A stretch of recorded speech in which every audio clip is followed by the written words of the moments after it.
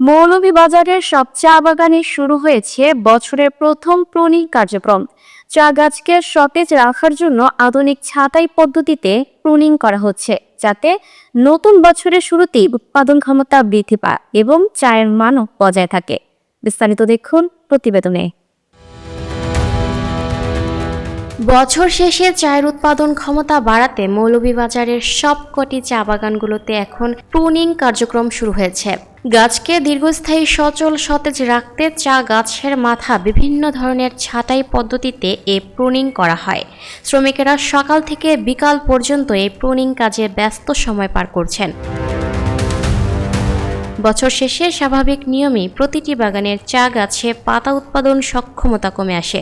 একই সঙ্গে চা গাছে ফুল চলে আসায় নতুন কচি পাতা পাওয়া কষ্টকর হয়ে ওঠে।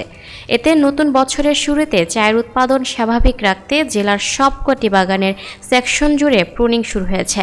সরেজমিনে কমলগঞ্জ ও শ্রীমঙ্গল উপজেলার একাধিক চা বাগানে গেলে দেখা যায় চা শ্রমিক নারী পুরুষ সবাই মিলে কচি পাতা উত্তোলনের ন্যায় প্রুনিং কাজে ব্যস্ত সময় পার করছেন।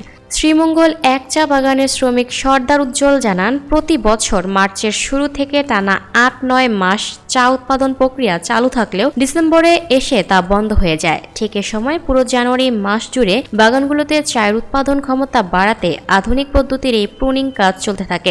গাছের বয়স, মাটির উর্বরতা বিভিন্ন দিক বিবেচনায় নিয়ে প্রতিটি বাগানের সেকশনে আলাদাভাবে কয়েক ধাপে প্রুনিং নির্বাচন করা হয়।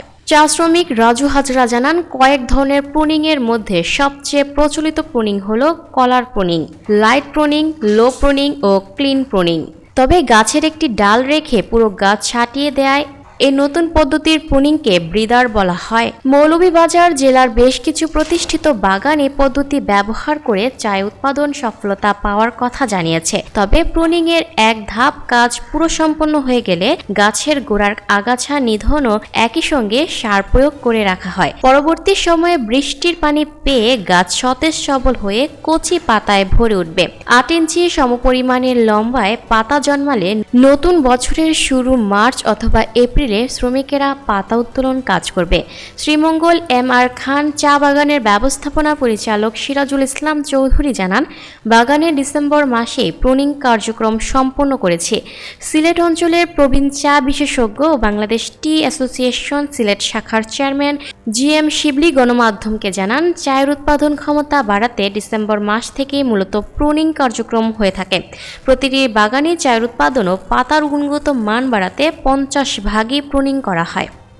এদিকে বাংলাদেশ চা গবেষণা ইনস্টিটিউটের ভারপ্রাপ্ত পরিচালক ডক্টর মোহাম্মদ ইসমাইল হোসেন গণমাধ্যমকে জানান, একাধিক পদ্ধতির প্রুনিং গাছের সুস্থতা এবং চায়ের ফলন বাড়ানোর বিকল্প কিছু হতে পারে না। চায়ের উৎপাদন বাড়াতে পুরো জানুয়ারি মাস জুড়েই মৌলভীবাজার জেলার ছোট বড় 93টি চা বাগানেই এই প্রুনিং কার্যক্রম চলবে।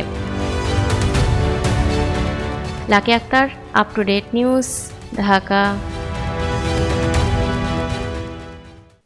দর্শক, এই ছিল আপ টু ডেট নিউজের সর্বশেষ আপডেট। পরবর্তী আপডেট সবার আগে পেতে আপ টু ডেট নিউজের ফেসবুক পেজ এবং ইউটিউব চ্যানেলের সাথেই থাকুন।